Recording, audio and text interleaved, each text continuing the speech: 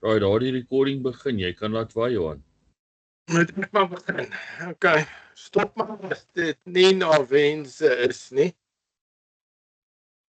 Dan kan ons kyk, ek net hierdie op 'n bietjie sagter sit, dan sal dit ook dalk help. Daar sê, share screen. Okay. Tonight is my final lecture with you lot. And I've decided we're going to make it a nice roller ride to try to make sure you guys pass the exam and you become radio amateurs. So that's part of what tonight is all about. I call it good practice, but it covers some technology and it covers quite a couple of things. So to look at kind of conduct, repeater, satellite, split modes, digital modes, and purchasing. Sort of just a last couple of stuff for you to contemplate and consider when you start the hobby. Okay, there's a manual actually available internationally called Ethics and Operating Procedures. I'll upload it in the chat a bit later for you. It's like 60 pages, so to go through 60 pages tonight defeats the whole purpose of the evening. But the International Amateur Union, which internationally sort of looks after the interest of amateurs, they've come up with sort of an ethics procedure. Now, obviously, it's not law, and you will always find a bumper in the amateur community which ignores the ethics. But it's sort of a kind of conduct, a gentleman's agreement kind of conduct for amateurs when they operate. And it covers everything from HF to VHF, all the way through to satellites, competitions, social rat chewing, everything you can think of is covered in the manual. So I'll upload it in the chat. You can go through it in your own time. When you have got a chance to read it. I just want to check quickly, Henry, is my audio fine? Jy sien Johan, ons sukkel hoor. Dis amper asof jou middel van jou sinne, dis amper asof jou data rate te laag is vir jou volume of vir jou daar's iets weird aan die gang. Ek wonder of jy nie moet reconnect en miskien, ek weet nie wat dit klink asof jou data rate te laag is. Okay, gee maar dan net 'n moment dat ek disconnect en dan weer reconnect. Okay.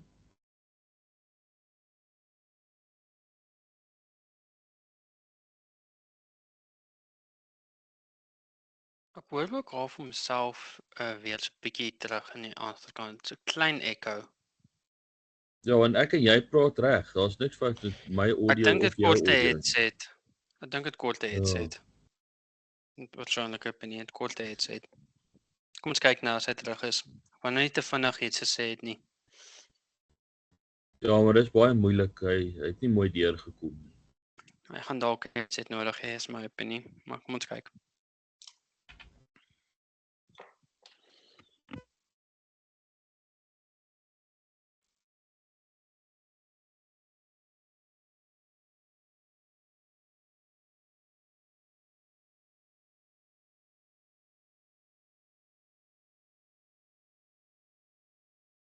Right, ons hoor jou nou glad nie, Johan.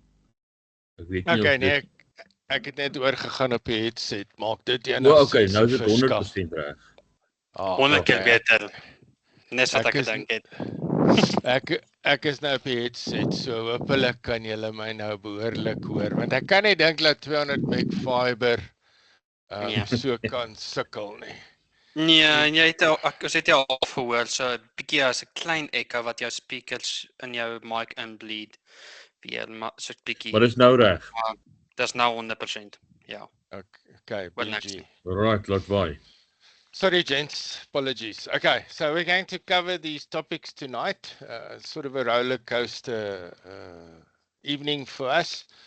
to make sure you become radio amateurs and hopefully enjoy the hobby as much as we do. So I started off by saying there's the International Amateur Radio Union, which regulates amateur radio internationally. They've published this 60-page document called Ethics and Operating Procedures. Now, it's sort of a gentleman's agreement which covers everything from HF to satellites, from Morse code to voice to digital. Everything is covered in this manual, and I'll upload it into the chat for you. You can go and read it in your own time. Sorry, just a sanity check. Is the audio better now? Or am I still missing audio? Perfect. Yes, Nothing 100%. limit, nothing miss. Okay, sorry about that, gents. Okay, we're going to start just summarizing some of the ethics things which is going to be important when you climb onto the radio in a couple of weeks' time. Because we find a lot of the new amateurs struggle with this, and there's some of the old timers which is really hard ass about it as well. But these sort of gentlemen's agreements is important to think of.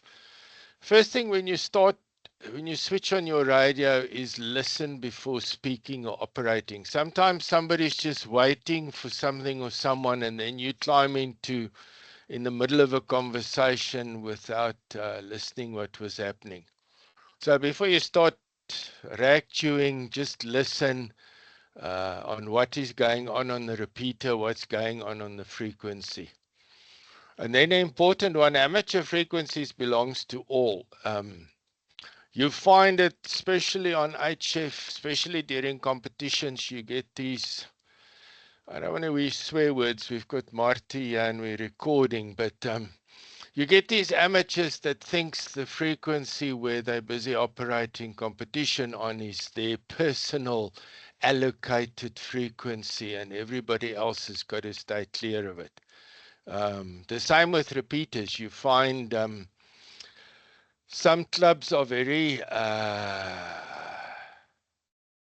they look after their repeater, and if you're not a club member, you should not use their repeater. It's nonsense. All frequencies belong to all, so you can use any frequency as long as you behave.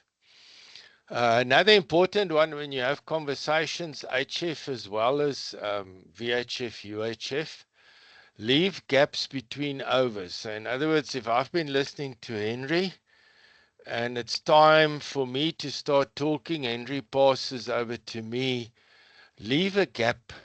There's somebody else that may want to say, good evening, I want to join your conversation, or there's somebody that's got an emergency. I call them cowboys. You get these cowboys on the radio. The one amateur hasn't even let go of his PTT button on his microphone, and the guy on the other side is already pushing his microphone. Cowboys, quick on the draw. Leave gaps. Be careful of long-winded overs. There's some of these permanent loafers on HF. I mean, they were taken over, which is 10 minutes long. It's not good practice.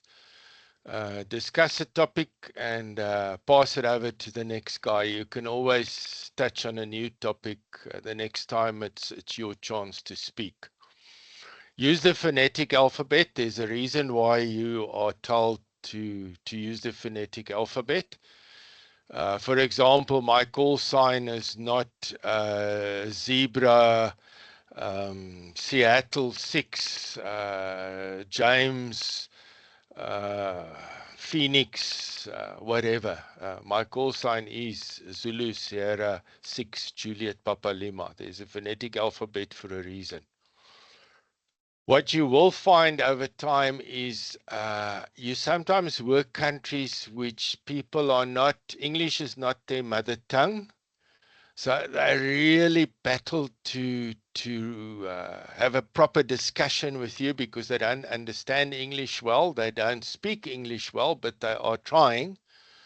And you may find that the phonetic alphabet doesn't always work for them. For example, an American station, I would always tell them I am ZS6 because the Americans don't talk about Z, they talk about Z. And also you'll find there's very few left nowadays, but guys used to like giving their call signs other meanings.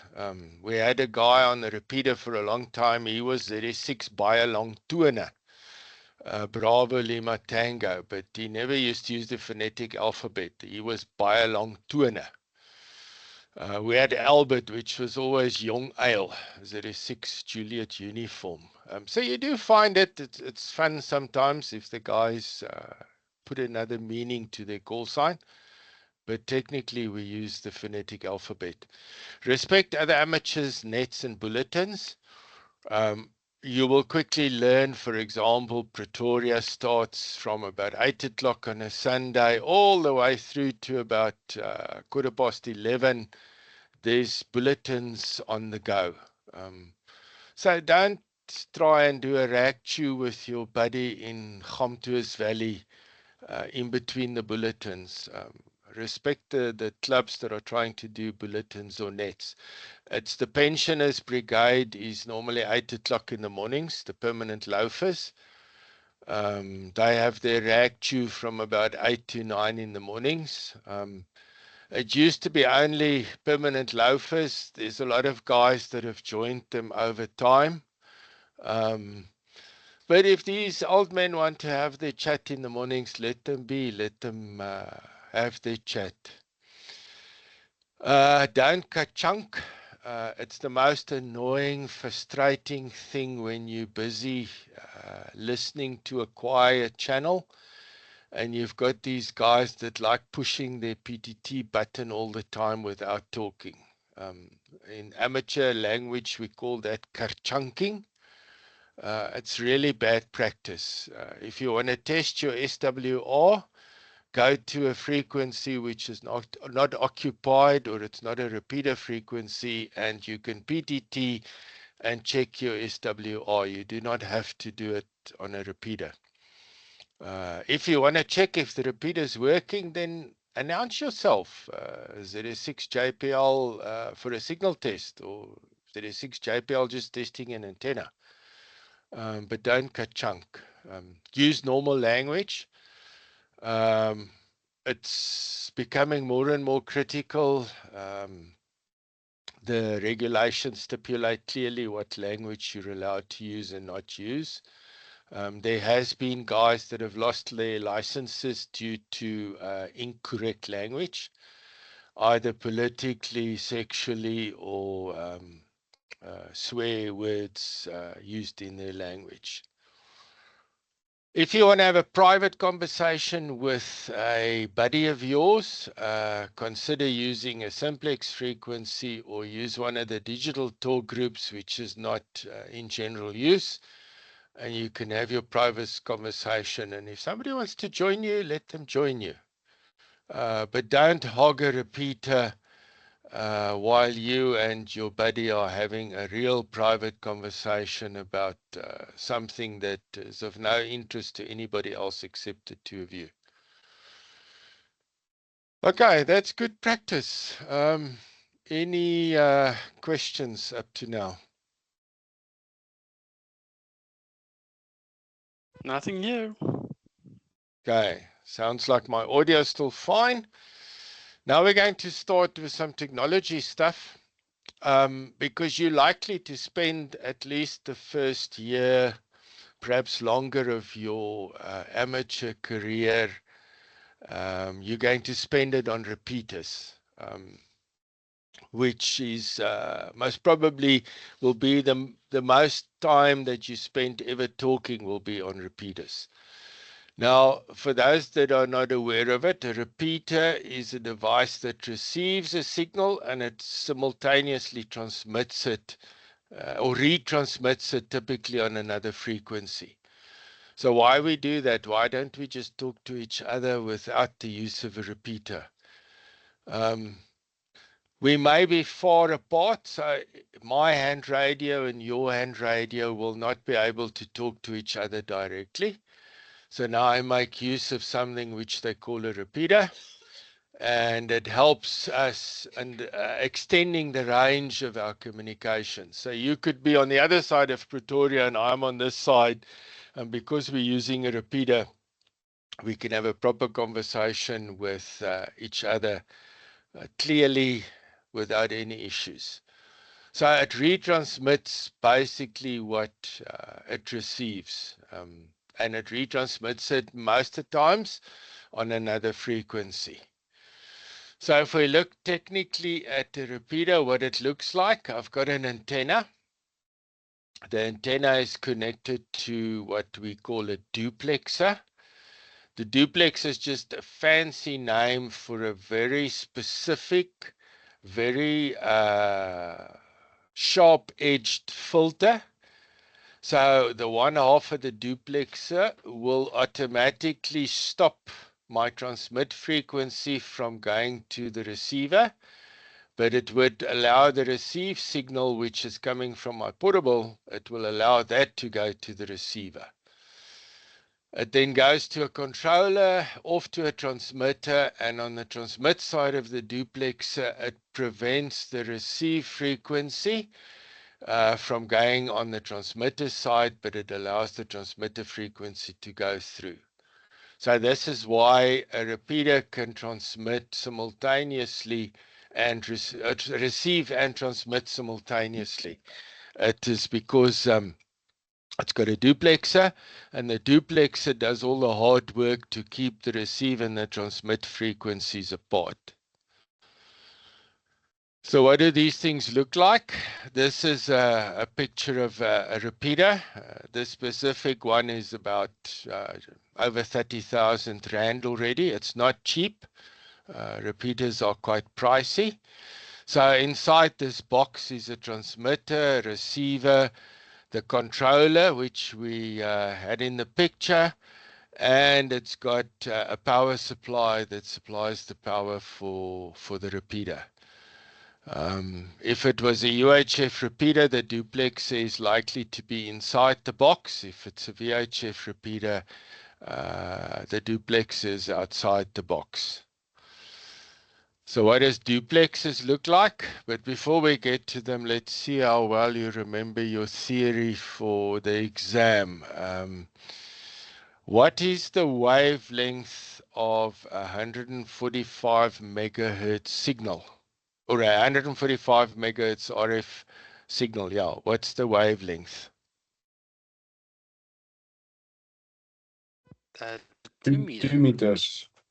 2 Yeah. meters, okay.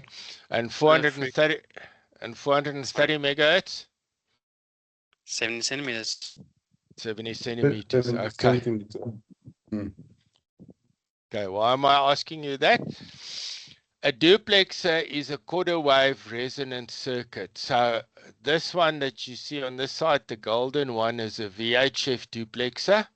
So the total length from the top to the bottom is more or less just over 0.5 meter. So it will be a quarter wavelength on 145 megahertz.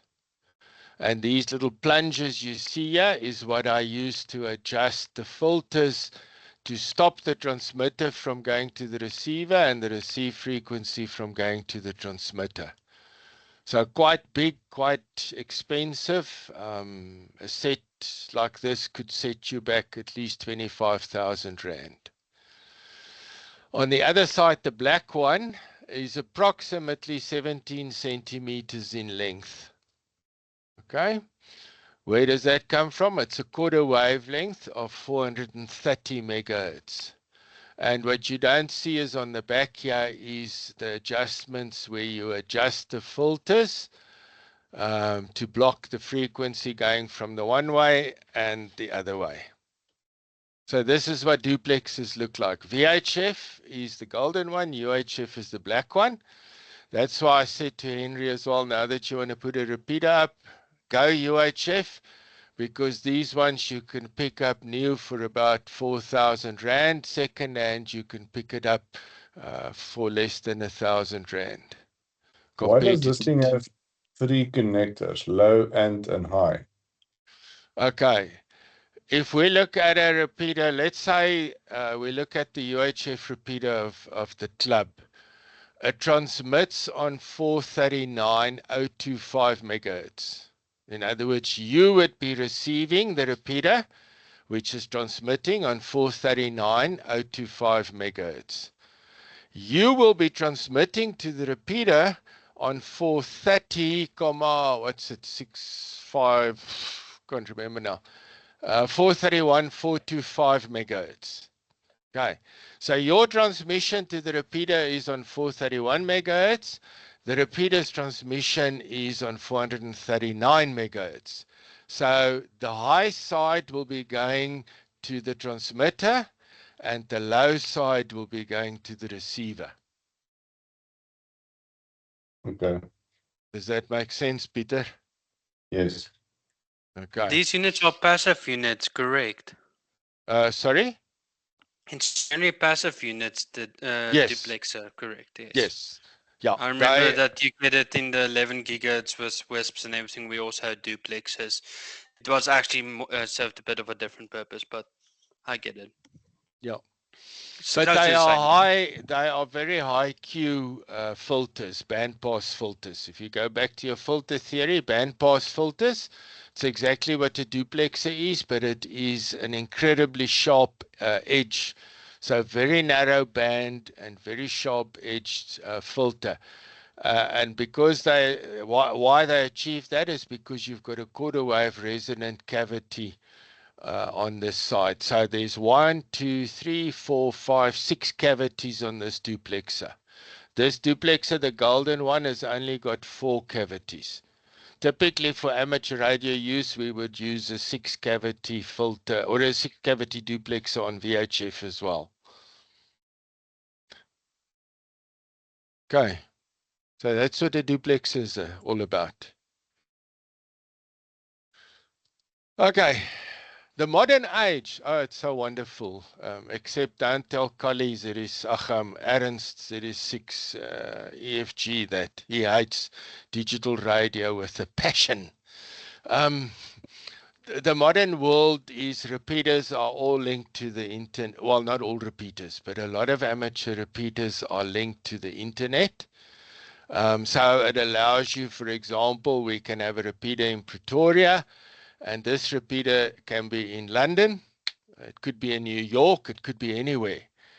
And a bunch of amateurs in London can have a conversation with a bunch of amateurs in Pretoria because we are linking the repeaters via the internet to each other.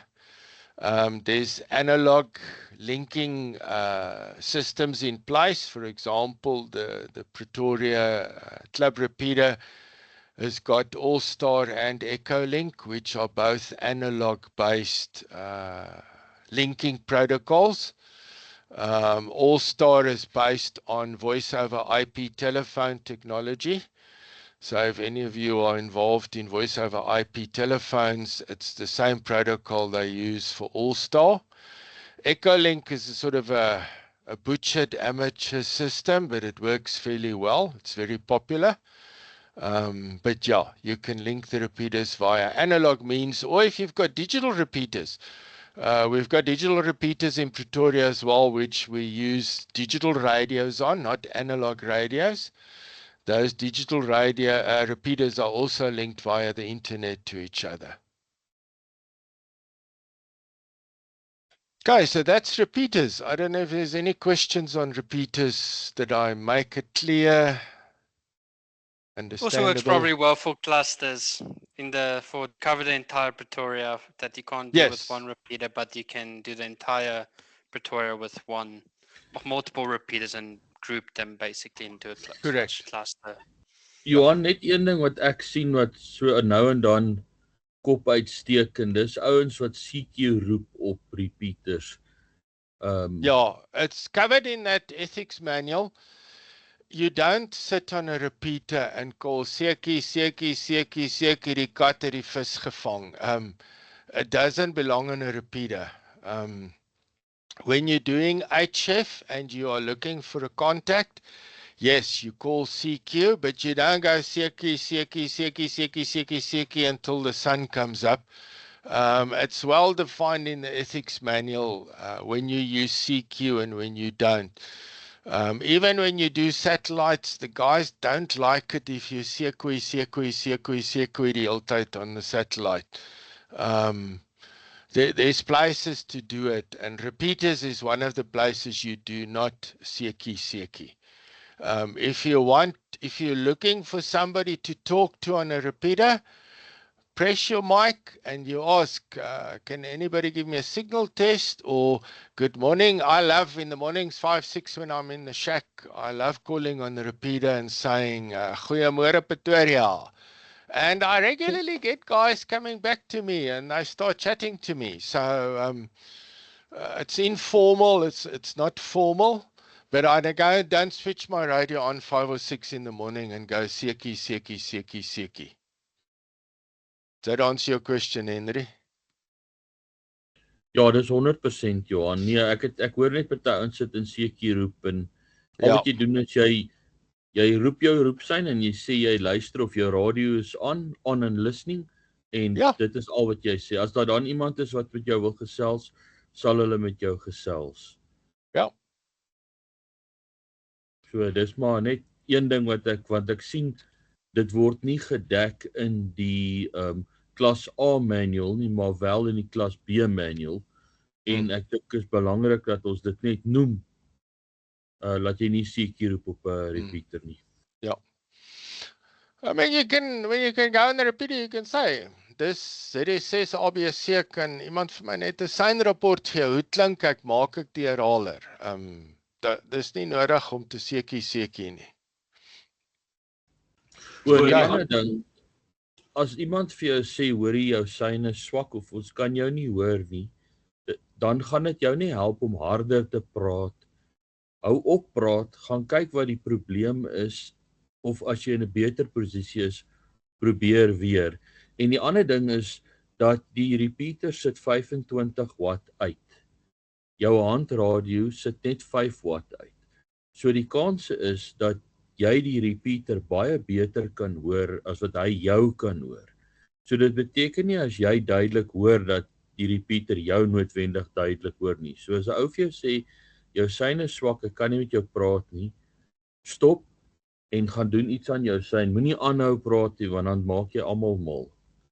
Ek dink dis net ook 'n ander ding. Ja, dit is verskriklik frustrerend as 'n ou aanhou en hy verander niks nie, maar hy hou aan praat om te hoop hy gaan van self beter word. Dit gebeur nie. Ja.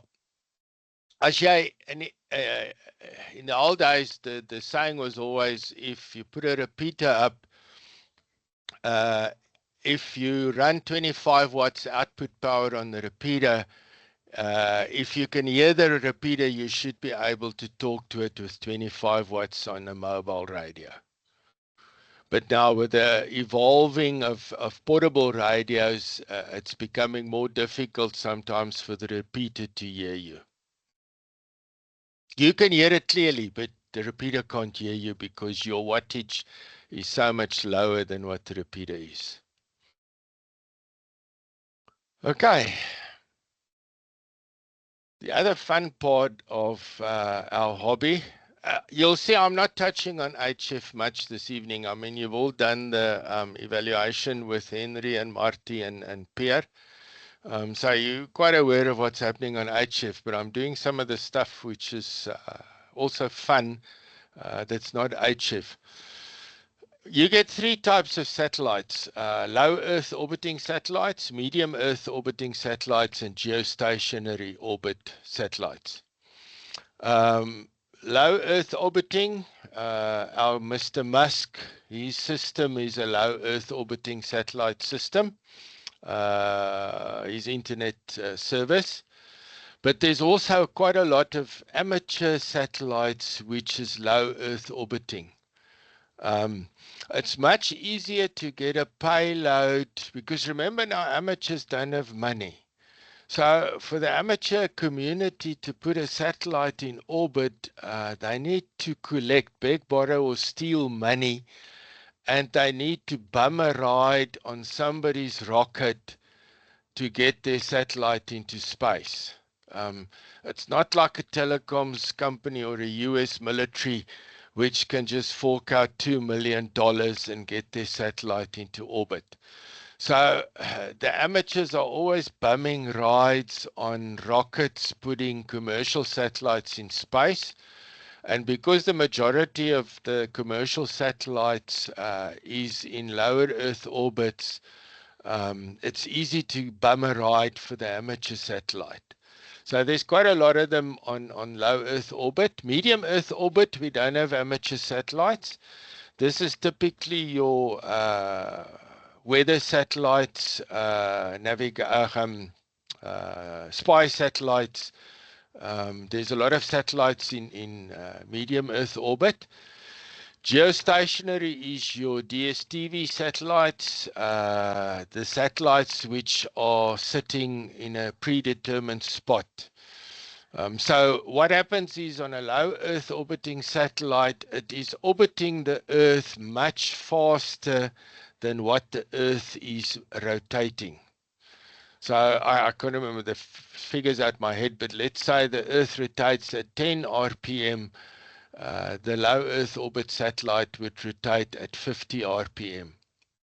So typically we get 15-20 minutes of horizon time. That's the time where the satellite comes over the horizon and it's visible to me as an amateur to use until it disappears on the other side of the horizon again, going around the Earth. So quite a lot. We'll have a look at some examples now.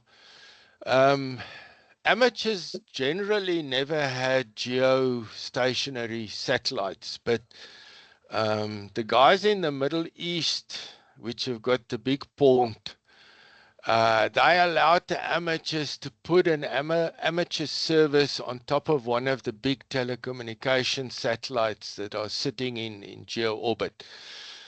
What does geo orbit means? It sits on the equator of Earth, but it is stationary. So in other words, it's always looking at exactly the same spot on Earth. It doesn't move. So it's turning at the same RPM as what the Earth is turning at. So you never lose communications with your geostationary satellite. And Oscar 100 was the first payload that amateurs were able to put on a geostationary satellite, which works very well. So yes, amateur satellite service is a wonderful toy. Very busy screen for you. This is typically software that you use on low Earth orbiting satellites. Where it tells you at the moment we are looking at RS-44. It came over the horizon in the north and it's going to disappear over the horizon in the south. It's going to be visible at my premises, which is in the middle. Yeah, it's going to be visible for 12 minutes, 22 seconds. That's the time I will have available to talk to someone on the satellite. Then it's gone. It's on the other side of the Earth where I can't see it. Okay. If we look at SO50, for example, it's only going to be visible for 11 minutes and 33 seconds when it comes over. Okay. Again, that tells me what I can do and what I can't do. Typically with amateur satellites of this nature, if your elevation angle is higher than 45 or 50 degrees, you should be able to work the FM satellites with a portable radio. If you've got a directional little Yagi antenna, you could work the satellite with a portable radio. Once it reaches about 45, 50 degrees above the horizon, all above over your head, other side down to 50, 45 degrees of the horizon. If you've got specialized antennas that turns with a satellite, that tracks the satellite, you should be able to work it from horizon to horizon without a problem. Interesting thing on low Earth orbiting satellites, if you look at this busy waterfall screen here, can you see all these lines are skew? Very skew. Instead of a straight line going down the middle or down the frequency that I'm looking at, these lines are skew. All these satellites, because they are rotating faster than Earth, has got an effect which they call the Doppler shift. So in other words, if the satellite is approaching me from the horizon, the frequency that I have to listen to will be higher than the actual frequency the satellite is transmitting on. So in other words, the movement or the rotation is causing a Doppler shift. And as it approaches me, the frequency that I would have to receive is higher. And then once it's left me, it's gone over my head and it's going away from me, the frequency that I have to listen to will be lower than the actual frequency the satellite is transmitting on. So it's a common thing, Doppler shift, when you're working orbiting satellites that you have to account for. But nowadays you are fortunate. You've got this wonderful software which was written by very clever amateurs in the world. And it's free of charge. You don't have to pay license fees. And it does all the Doppler shift correction for you automatically. But this is why the lines are so skew. If we just look at, for example, SA24, there's 1, 2, 3, 4, 5, 6 minutes of horizon to horizon time. There's some of them which are even less. So this is just telling me which amateur satellites is coming over me at what time. So at the moment we were looking at RS-44, but there's another 1, 2, 3, 4, 5, 6, 7, 8, 9 satellites which will be passing me in the next 3 hours from when the software capture was done. A mouthful. Questions before I move on?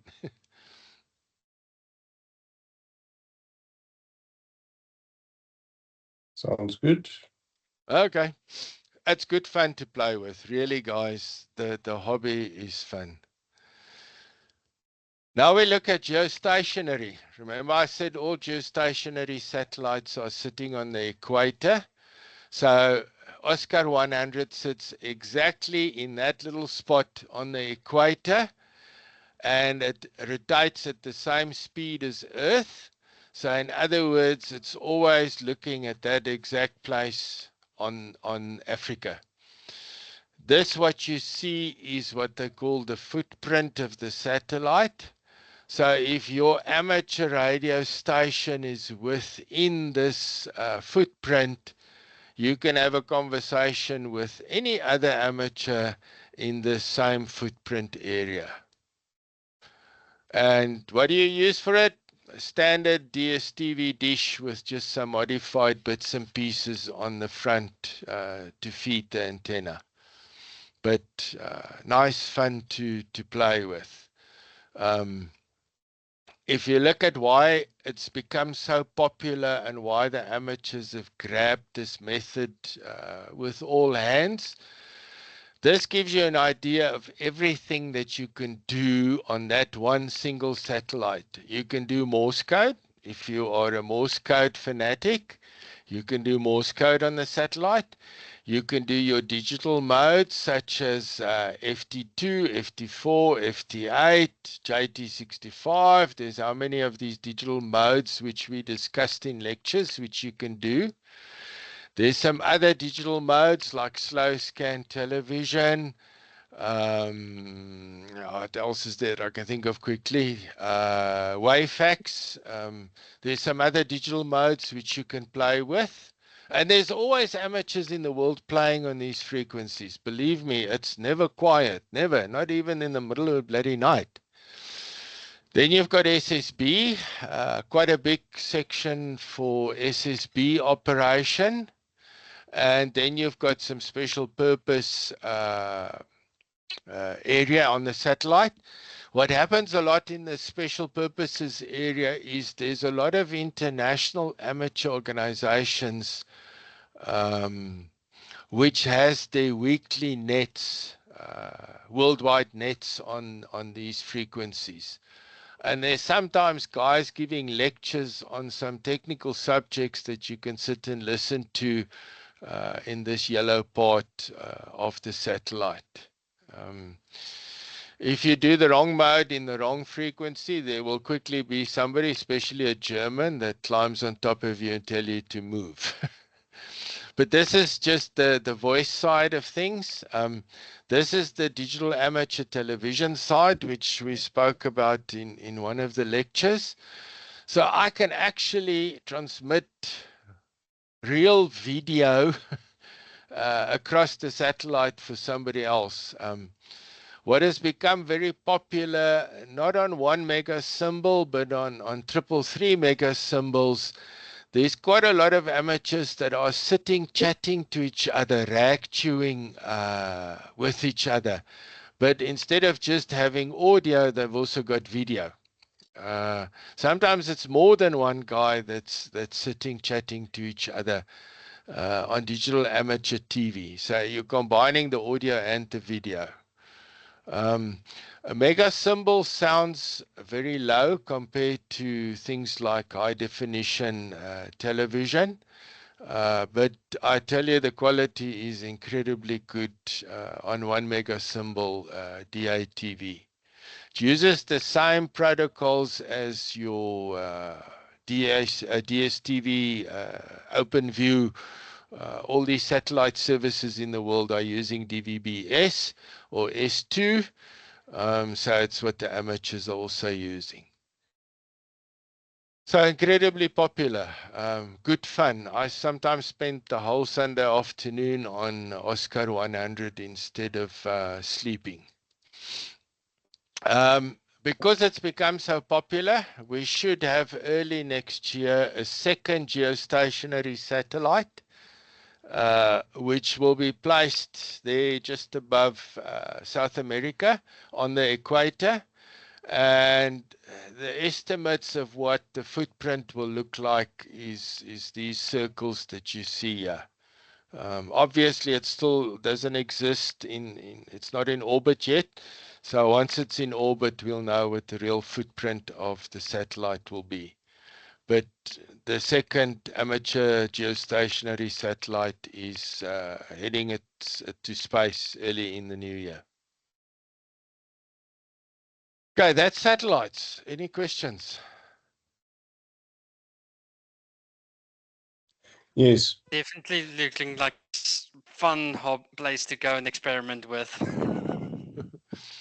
Yeah, Peter? You said, well, something I want to figure out. There's a guy that told me that satellites move specifically so fast because they are consistently falling to Earth and they need to move away.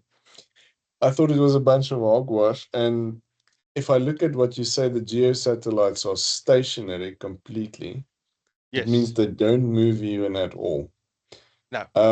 Why is the LEO satellites moving so fast?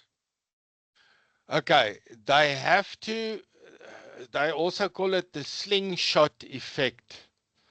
So if a low Earth orbiting satellite would rotate at the same speed as Earth, it will basically fall out of the sky very quickly. So the fact that they are allowing it to rotate faster than Earth means that the satellite is not at the point where it wants to sling out into space, but it's not at the point where it wants to come back to Earth.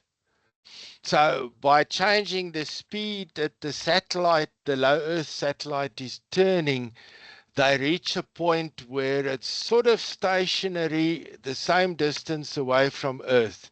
It doesn't sling out into space, but it doesn't come back to Earth. But what does happen with the low Earth orbiting satellites, the amateur ones, and even Elon Musk's satellites, over time, you do find that they start coming closer to Earth. They are no longer able to sustain their orbital speed, and they do come back to Earth and they burn up. It happens. A typical low Earth orbiting amateur satellite could be up there for, some of them is longer, but you're looking at about roughly 5 years. Then these things come back to Earth and they fall in the atmosphere. They burn up in the atmosphere. And the MEO ones? The MEO ones have got thrusters and they've got stabilization mechanisms.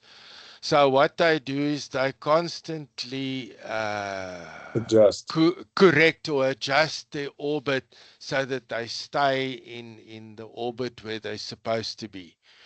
A typical, if I look at some of the weather satellites, they last 15 years and eventually they're also obsolete because they run out of fuel. Because they've got thrusters that repositions them from time to time. For example, the space station, you'll hear sometimes they say it was repositioned to avoid collisions or something. They have to constantly take fuel up to the space station so that they can refuel the thrusters to move it around. What they've done with SpaceX now is the space capsules they're using now, the thrusters, they're actually using the thrusters on those capsules to reposition the ISS so that it stays in the right orbital path. The geo-orbit satellites have also got stabilization mechanisms that keeps it exactly pointing at the right place on Earth at all times.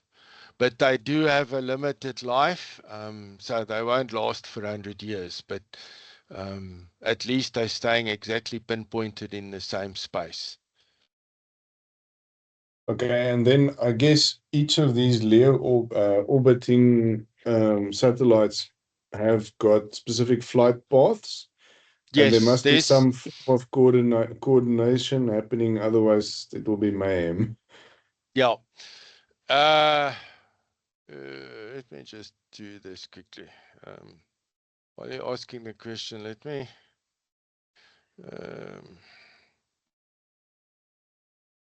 come on. Okay. Chief. Okay.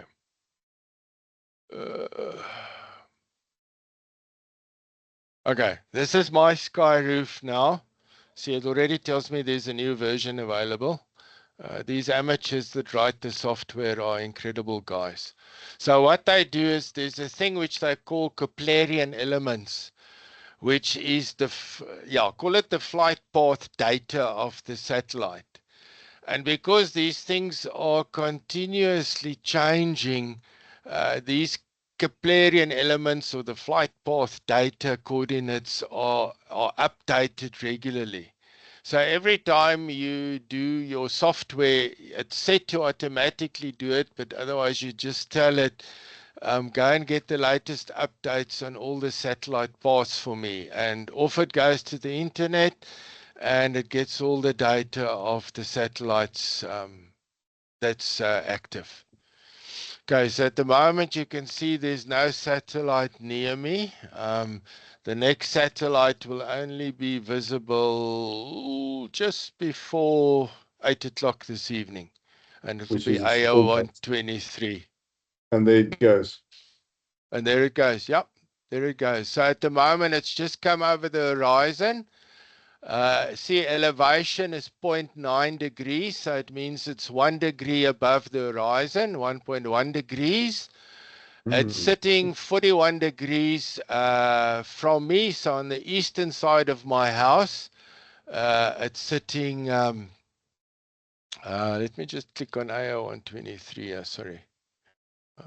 Yeah, that looks better. There's my house, that little antenna there. Okay, so it's sitting northeast from me at the moment. And it's going to pass most probably here between South Africa and Madagascar, going down to Antarctica. But there it tells me it's sitting at 3.6 degrees. So with my tracking antenna system, I should be able to use it. And it's 45 degrees from my house in terms of wind direction or compass direction. Azimuth, And yeah, and it's only going to be visible for 8 minutes and it will disappear in 8 minutes, 50 seconds. See, it also integrates the software also with rotators, Evan. So you can even integrate your... Yes. Like if you got Yogis on a rotator, you can integrate it with that and so on. I do. Mine is now not connected now, so it doesn't help me clicking on it. But yeah, you see it will go red. But if my rotators were connected now to the computer, this would have gone green. Would you say there's more the generalized a better option with a rotator and to get a rotator with a Yagi attached or something like that? Yeah, for example, this satellite, you won't be able to work with a portable. Forget it. If the satellite is within these inner two rings, you're likely to work it with a portable. But if it's outside these inner two rings, you're not going to work it with a portable. I just want to see if the ISS, when that is going to be... That's definitely QSO that has to be made before it goes down in 2030. Yeah. And get a QSO card. So next pass is only 9 hours time. So I can only work the space station in 9 hours time. What's the availability then when it does now pass? How long it would be on when it passes now? Let's see. It should tell me is my modes. There's even SpaceX there for you. In the list. Man, it contains really a lot of info. Yeah. 10 minutes. Yeah, it'll be about 10 minutes. Need increments or decreases? Most LEO Earth orbiting satellites, you're talking 10-15 minutes time. I mean, you can look at these little bleeps here on the screen. None of them are really longer than 15 minutes. It's typically the time you have to have a conversation. Interesting. And sometimes you only have like 30 seconds given how many other people want to talk to the eyes or less. Or you might not get one at all. Don't be long-winded. Yeah. How big are they when they pass us? Sometimes in the week, the satellites are fairly quiet over South Africa because there's not a lot of amateurs doing satellites in South Africa. Weekends, there seems to be a fair amount of traffic. There's quite a couple of guys scattered around Gauteng and Bloemfontein and Cape Town that's quite active on the satellites. The geostationary satellite is always busy. I mean, there is never a time when that satellite is not busy. I mean, we can have a quick quiz. Q100.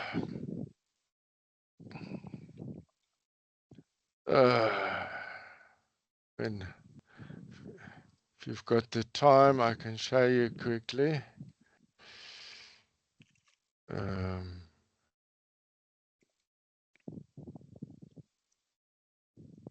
Okay, let me just share the other screen, or let me take this. Share screen. Okay. I just want to see, can you hear the audio? Nope. Your team settings. When you share your screen, you have to share with audio. I know. That's what I forgot to do. Share. But I see you also got your virtual cables just like I do, which can also complicate your life. Yeah. Come on. Share content. Just pick this one. No.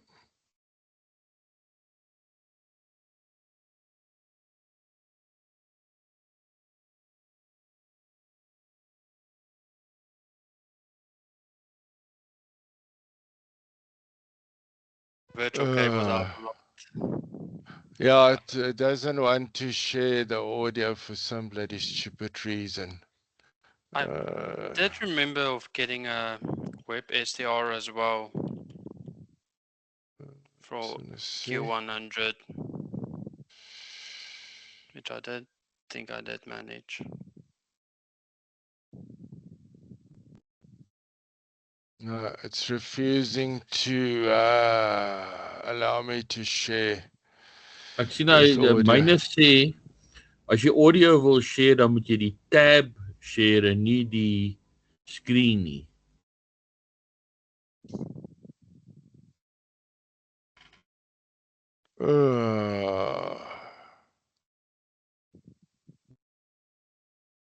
Yeah, that is the thing with Teams. I do recall that as well with Henry. Yeah, it doesn't want to allow me. It keeps on fighting with me.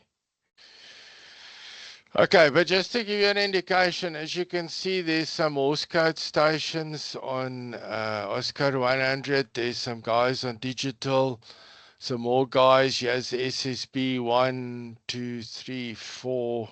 There's something happening here at the moment and something happening there. So this is all the activity which is currently on the narrowband part of Oscar 100, the geostationary satellite.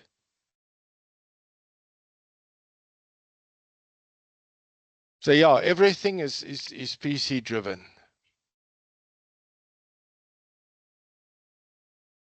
Okay, let's go. All right, so let's maybe get back to the point. We're still trying to get our ham licenses. Well, this is hopefully helping you. Things to look forward to. Persuading you to. Wrong screen. So 'n bietjie extra inspirasie. Yeah. That's it. Okay, so there's another stationary satellite. Some of the last things that I want to touch on with you is split modes. You're going to find when you start doing HF as well as some of the other communications, you're going to think guys are ignoring you. So the practice in high density communications is to use what they call split modes. So in other words, you've got these very rich men in the world, which have got lots of pont. And they like doing de-expeditions where they would rent a plane and they'll rent a boat and they'll rent a helicopter, which takes them to some 10 meter by 10 meter piece of rock in the ocean where they go and put up an amateur station. And this would happen, say, for that piece of rock once in 10 years. So when that happens, every amateur in the world is trying to work the rock while they've got the chance. Or they go to an island which there's no amateurs. So once every 10 years, there's amateurs there and you can work that specific call sign. So what these guys do is they receive and transmit on separate frequencies. And you've just got to get clever to understand or hear where you have to transmit and where you have to listen to them. I've got this as an example for you. For example, they may be transmitting on 14.195 megahertz, but they are listening for amateurs on 14.200.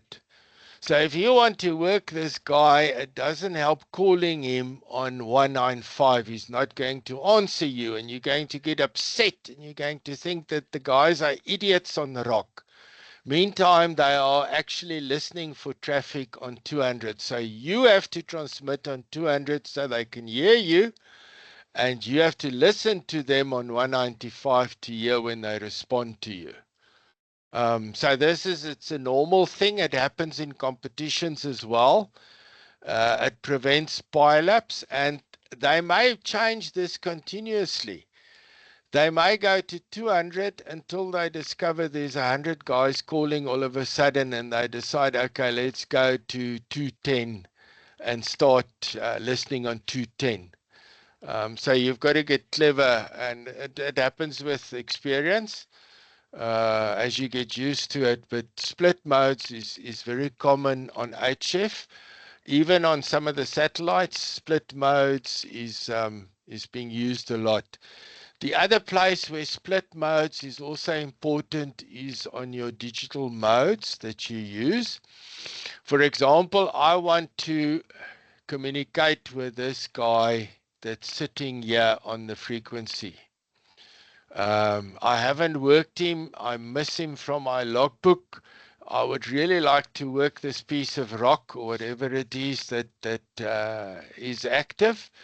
So it doesn't help me transmitting on the same frequency as he's listening to, because I'm bound to not get any response because it's too congested. But it also doesn't help me transmitting in this area where there is like 50 other guys busy competing with each other to hear each other. So I find a quiet spot. I could have sat here as well, but it's a bit close to him. So I find a quiet spot here where I transmit. So I transmit here, he listens and he hears me, and he would respond to me on his frequency that he's sitting. So split modes is used on digital modes as well quite a bit. Don't always sit on top of the guy you're trying to work. He's not going to respond to you. Okay, that's just what I wanted to say about split modes, because you'll get used to it fairly quickly. We've discussed this in our lectures before.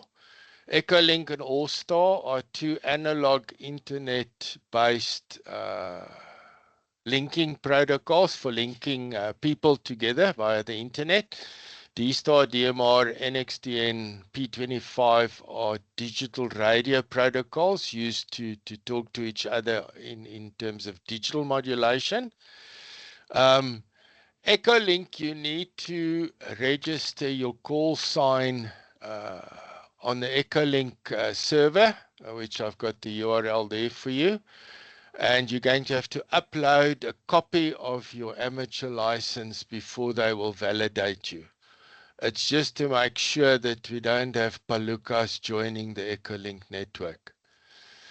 If I want to use the digital modes, DMR, NXDN, P25, I need to register my call sign. Again, they're going to ask you for a copy of your ICASA license to verify you exist, and they will issue you a radio ID, which you will program into the radios in order to do these digital modes.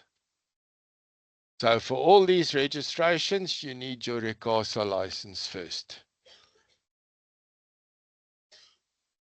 Okay.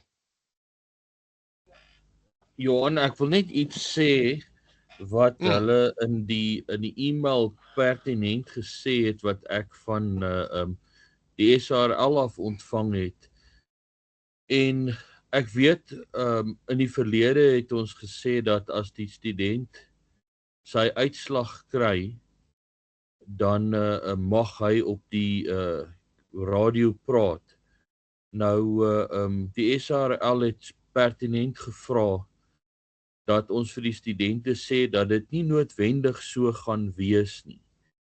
Hulle gaan vergunning vra van ICASA af en dan sal ICASA dit goedkeur. So ja, ons sal dit deurgee soos wat ons dit weet. Maar hulle het gesê ons mag nie beloof hoe lank dit gaan vat voordat hulle papiere kry nie. en ook nie dat hulle op die lug kan gaan as hulle call signs gekry het nie. Streng gesproke moet hulle die papier in hand hê voordat hulle mag praat. Ek wil net dit by sê, sodat daar nie misverstand is nie. Ja, Echolink en Radio ID gaan jou in elk geval nie registreer op die stelsels, die internetstelsels, as jy nie 'n afskrif upload van jou lisensie nie.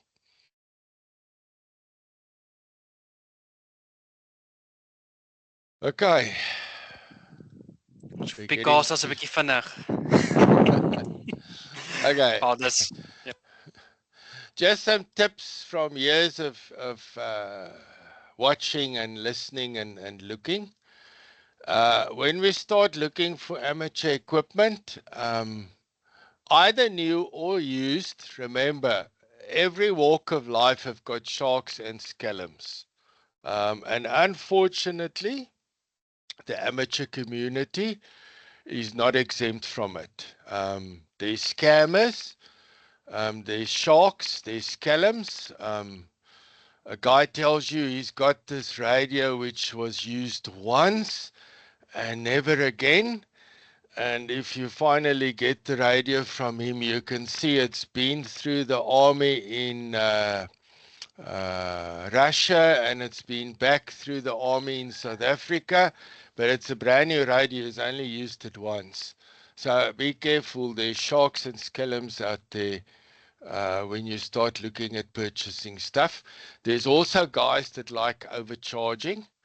Something may have a market value of R1,000, and you see these Palucas advertising it for R2,500.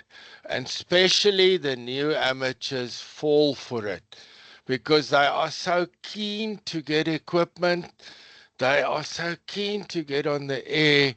They see this nice photo of something which they think is really awesome, and they pay through their neck for something that was only worth R1,000. So please be careful. Ask. There's a lot of amateurs around which can guide you. I mean, you can use any one of the instructors that's been helping you through this course to guide you and give you some tips on buying equipment. Buy new if you can afford. Most of modern equipment has got digital service menus, and I don't know what the problem is with some amateurs if they are lacking brain power, but I read on the internet somewhere in the world somebody found if you go into the service menu of this radio and you up the setting from 10 to 100, this radio is going to hum. And the guys do it, and they actually screw up the factory calibrations of the radio. It's like these guys that put racing chips in their Ford Rangers. Why you do it, I don't know. It came with a set of software which was optimal for general use. So especially with the equipment, a lot of guys fiddle and they can't get it fixed again. So what do? They advertise it as second hand, and they find a sucker that buys it. Go for reputable brands. Check the internet. There's lots of reviews. A lot of amateurs in the world posting fantastic reviews on equipment.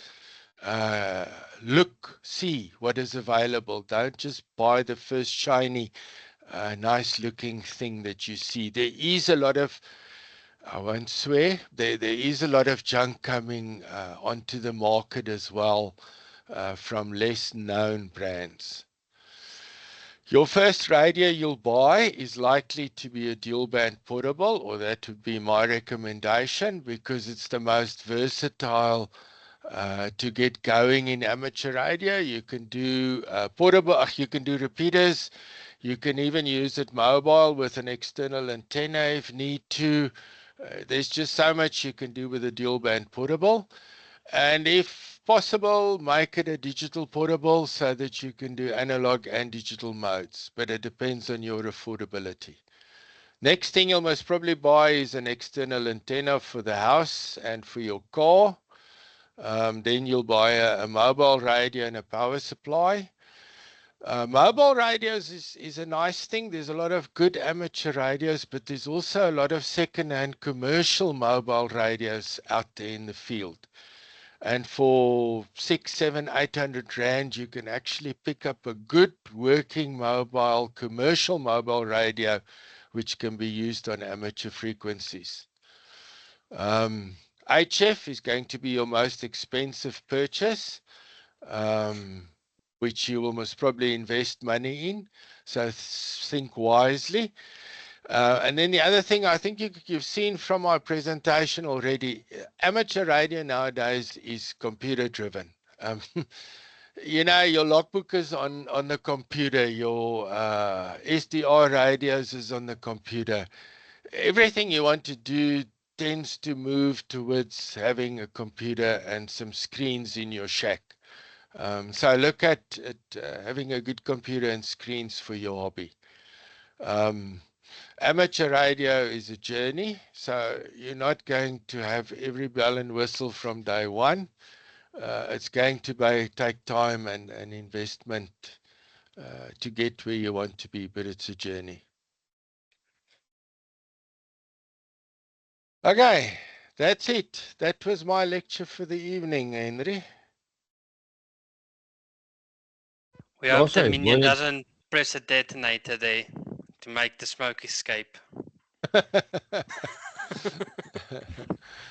Ja, dankie Johan, dit was baie interessant geweest daai van die satelliete en so voort, baie interessant. Ja, ek wil net sê die oorspronklike opskrif het gesê regulasies en toe ek en Johan bespreek en toe sê hy regulasies moet jy soos 'n papegaai leer, daar's niks wat ons vir jou kan verduidelik nie. En dis hoe ons by die repeater storie uitgekom het en toe sê ek een ding wat daar 'n gaping in is hoe 'n herhaler gebruik word en dit is hoe ons by vanaand se onderwerp uitgekom het. So die wat gewonder het wat het van die regulasies geword, jy moet dit leer so 'n papegaai.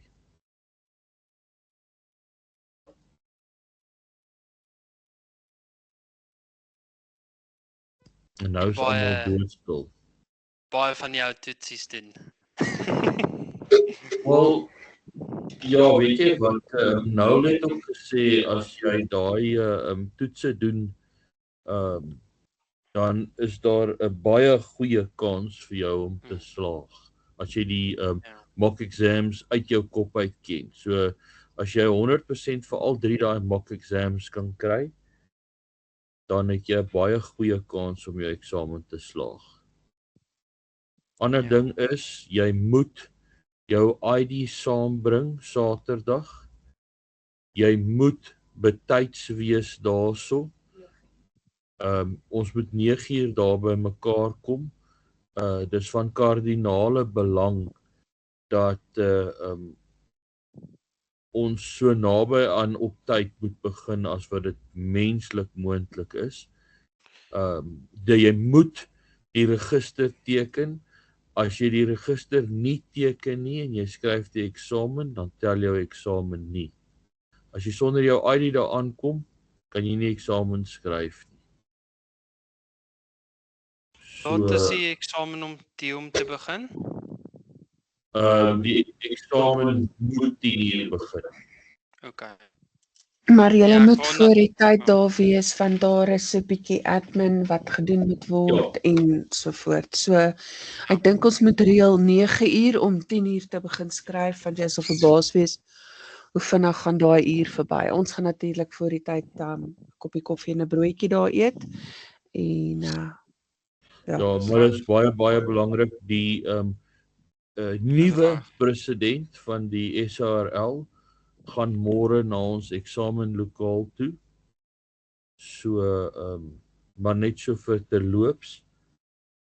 En interessant, ons nuwe president vir die SARL is Guy Eels en ek dink van julle het hom dalk al by die vlooimark ontmoet.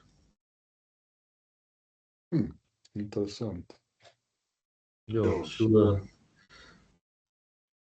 dit is maar ja, ID Jy moet die register teken. Elke stukkie papier wat jy kry van ons af, moet teruggaan. Jy mag nie jou eie papier bring nie. Jy moet 'n pen hê. Nee, daar's nie ekstra papier nie. As jy wil skribbel, sommetjies maak, penne moet jy bring. Okay. Daar gaan nie skrappapier wees nie. Die agterkant van jou vraestel is jou skrappapier en alles moet teruggaan. En ID is ID, hoor. ID is nie bestuurderslisensie nie. Dit is ID of paspoort. Okay. En Johan het aangebied om vir ons cupcakes te maak. Hy het blykbaar 'n vreeslike skeel in die kombuis en hy gaan vir ons cupcakes maak. Watter Johan praat jy nou van? Van jou.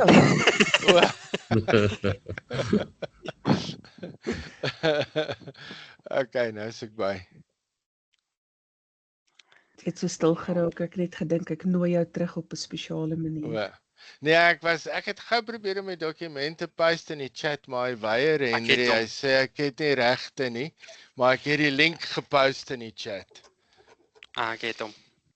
Ekskuus julle, ek gaan so vinnig hou met KRT aan my kant, maar baie dankie vir die aand.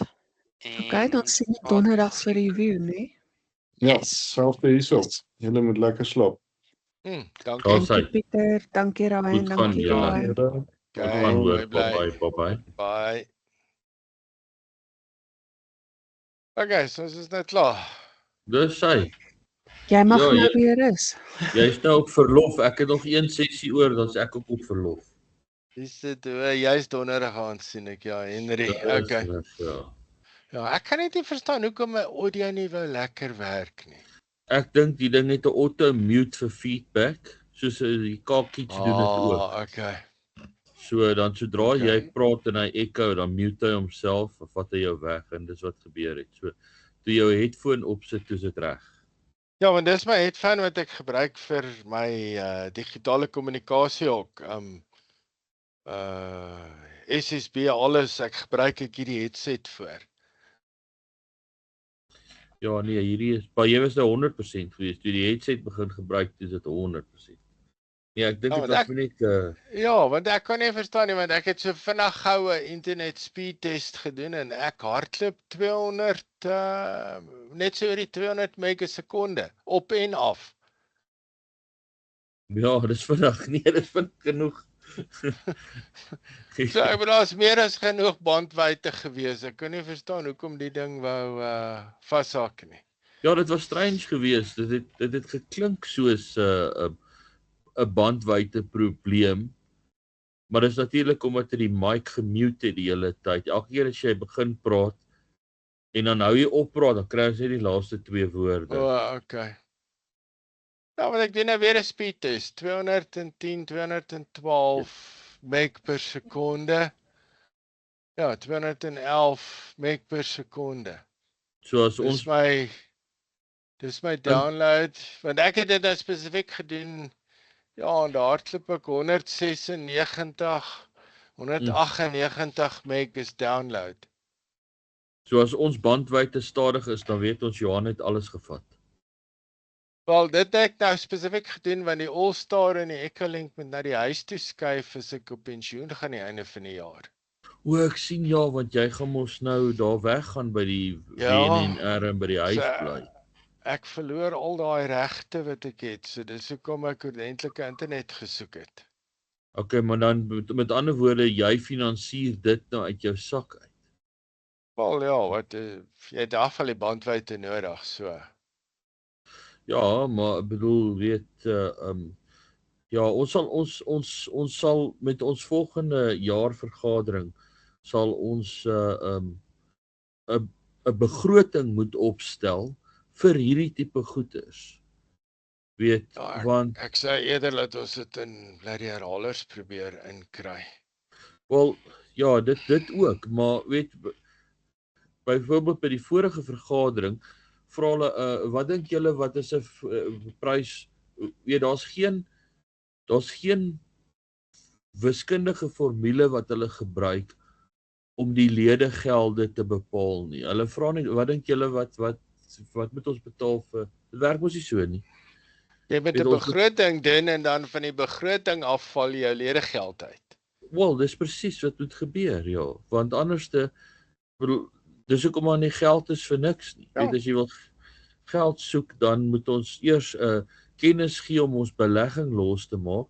En ek bedoel, as ons knaand op ons belegging gaan staat maak, dan gaan daar nie lank van hom oorbly nie. Ja.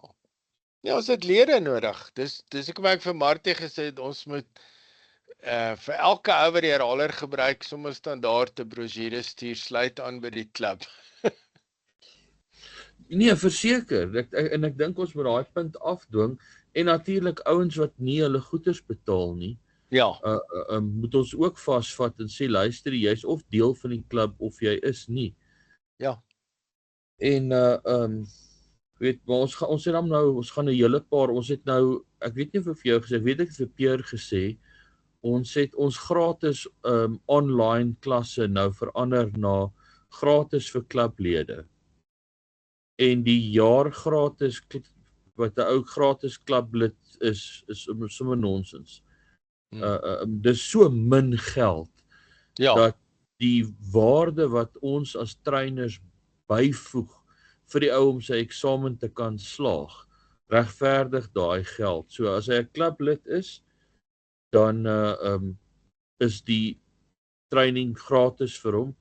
As hy nie 'n klublid is nie, dan betaal hy, dan word hy 'n klublid. So. Ja, want as met ernstig met 'n ou streep trek en want ek kyk nou weer na die nuutste watch wat Martie gestuur het. Nou kyk ek na die kommentaar en skud ek maar net my kop.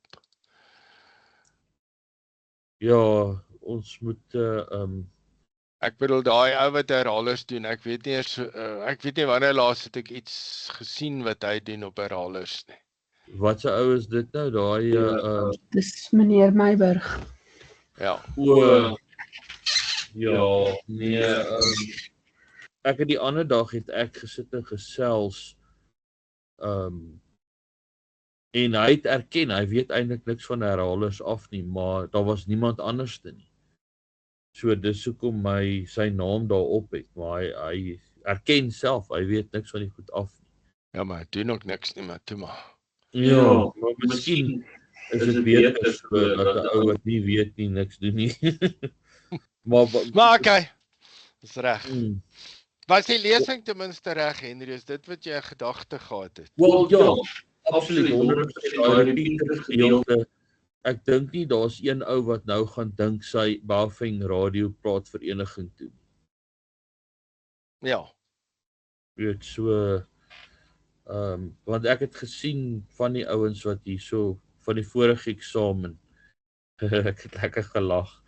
Maar die ou het gedink, eers toe hy met KBS praat, toe sy in 7de hemel. En Kobus is so half verwar, want hy kan nie verstaan wat is hierdie ou se verskriklike oomblik in sy lewe nie. Ja.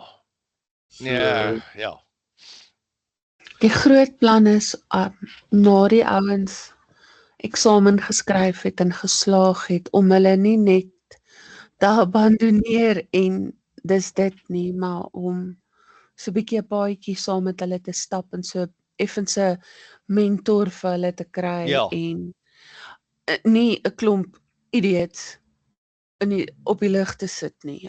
Dit is nie wat ek wil hê vir ons nie. Ek wil hê ons ouens moenie soos van die amateurs klink wat ons almal weet van wie ek praat nie. Die narre en die makke.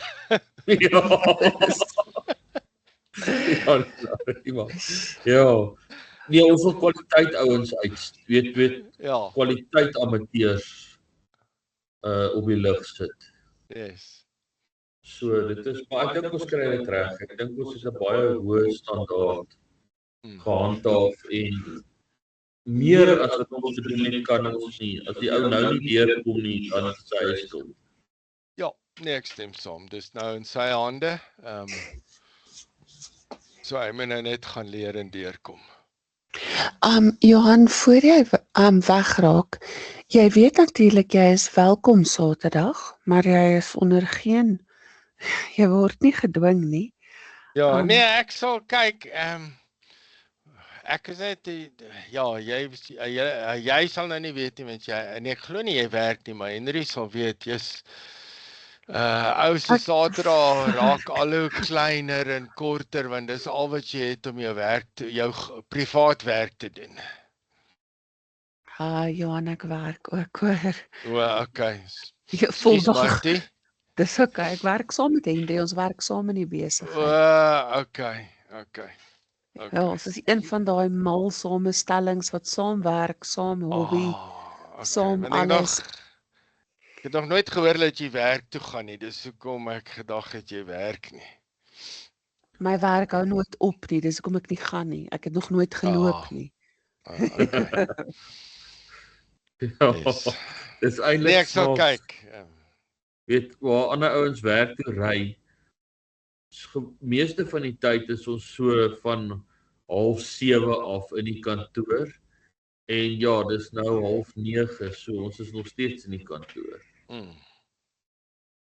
En ons doen dit van Maandag tot Vrydag, en dan Saterdag probeer ons dit nie doen nie, en dan Sondag is ons weer in die kantoor, want dan is die bulletin.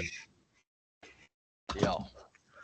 Okay, Johan, terwyl ek my boek voor my het, ek doen dit nou regtig nie met almal nie, maar ek het al jou voorstelle neergeskryf. Ons het môre 'n komitee vergadering. Is daar enigiets anderste? Ek het die ding van so brosjure van, jy dink jy kan ons repeater gebruik, as 'n bad jy betaal daarvoor, maar net so bietjie meer subtiel. Ek ons het die fondse nodig. Is daar enige iets anderste? Kyk, ons het die toring gekry, ons het high site in Pretoria Oos gekry. Is daar enigiets anderste wat jy wou gehad het ons moes noem? Nee, geen enigste wat ek en Henry nou bespreek het is regtig die swap shop moet uitgesorteer word. Ja, ek dink regtig what's his name kort breek. Ja, maar die huidige swap shop manier of sagte ware weet ons nou is argaïs. As jy kyk hoe Gumtree werk, hoe die ander swap shop van die SRL werk, dit is tyd nou. Ek weet Henry sê hy wil iets self probeer, maar ek gesê dit is nie dalk beter en net saam met die SRL te gaan nie. Weet jy, Johan, daai SRL se swap shop is nie actually die SRL se nie. Ek weet. En ek is besig om sagte ware te toets. Ek het net nog nie daarby uitgekom. Ek het dit gelaai, dit werk.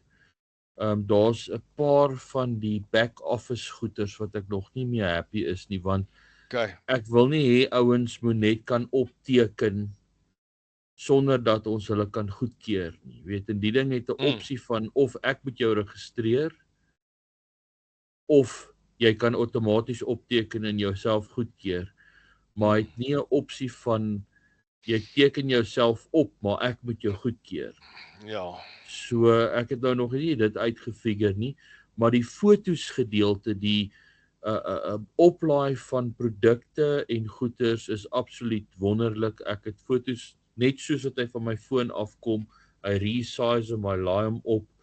Jy kan multiple fotos oplaai van elke produk en daar's nie meer, daar gaan, weet, as jy jou produk gelaai het en jou beskrywing ingesit het, is daar niks vir die administrateur om te doen, behalwe om dalk as jy gekryde taal gebruik het in jou advertensie, maar ek bedoel, dan gaan jy in elk geval nooit weer adverteer nie. So, al daai goeders is uitgesorteer, dit werk soos 'n bom. Dis net die aanteken gedeelte wat ek nog nie tevrede is mee nie. Ja, of anders ja, anders kyk baie plekke wat jy moet registreer, self vir jou, jy moet vul hierdie in, as word daai e-pos gestuur en dan wag jy 'n dag of 2 sodat die admin van die site jou registreer. Dis 'n ander opsie om dit te doen.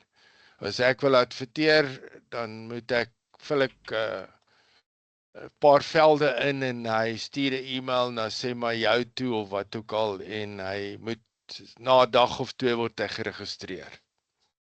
Ja, jy sien dis natuurlik nou daai ek wou daai proses so maak dat jy as site administrator net yes or no klik. So met ander woorde ja, nee, ek is met jou.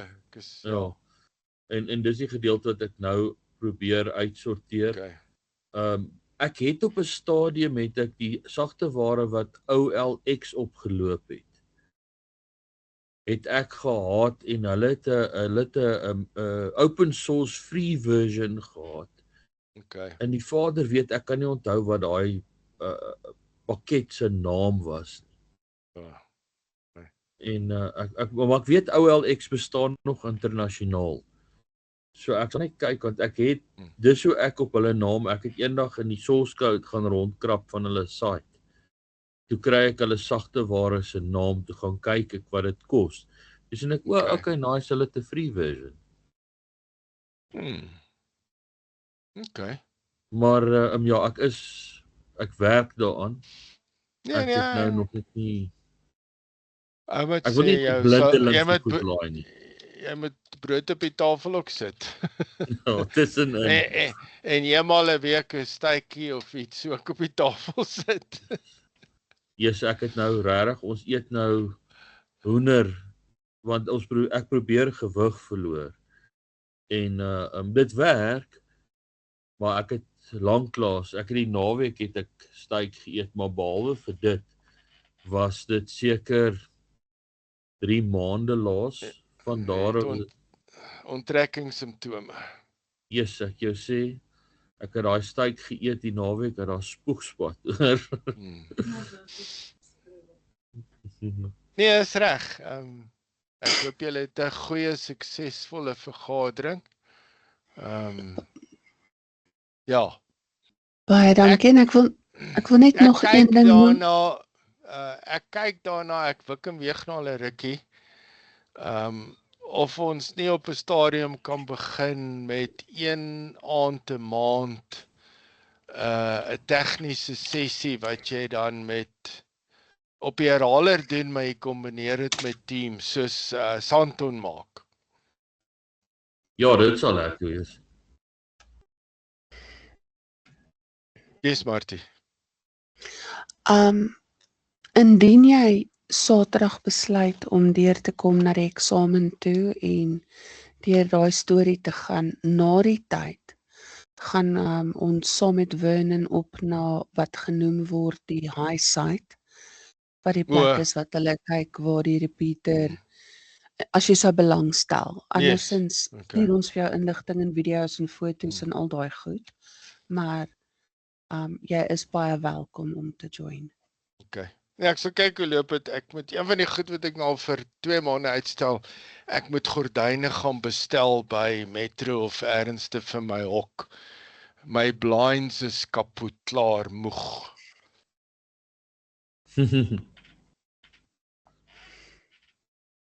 Ja, ons kort nuwe gordyne vir die kantoor. Ja, nee, my blinds is moeg, so ek wil maar Metro toe gaan of ergens in 'n materiaal kies en sê, hier is die grootte, maak vir my. Dis die beste manier om dit te doen en dit werk soveel goedkoper uit. Probleem is, die grootte van my venster kan jy nie iets koop nie, daar bestaan nie sulke groottes nie. O, Jesusie. So, dit moet custom gemaak word. Ja, dis 'n storie, maar solank jy net weet, jy is altyd welkom en as jy wil iets noem, kan jy dit deur ons doen en baie dankie vir die klasse wat jy aangebied het en gaan aanbied. Nee, is reg, ek het dit geniet. Ek dink dit was 'n goeie proefloopie, die volgende een sal beter gaan. Ja, die klasse gaan 1 onderwerp per klas wees behalwe vir paartjies wat logies saamgaan en kort is. Yes. Okay, dis my storie. Ek gaan julle groet en dan gaan ek skottelgoed was en kamer toe gaan. Ek het laas skottelgoed gewas, ek wil gaan koffie maak. Geniet dit, lekker aand en dankie vir alles. Dankie Martie. Bye. Bye. Henry. Cheers Johan, goed gaan hoor. Nou, ons gaan ook nou afteken. Nee, verseker. Nee, dis verseker. Maar is reg, lekker aand. Ons praat weer, goed gaan Johan. Okay. Bye. Cheers, bye.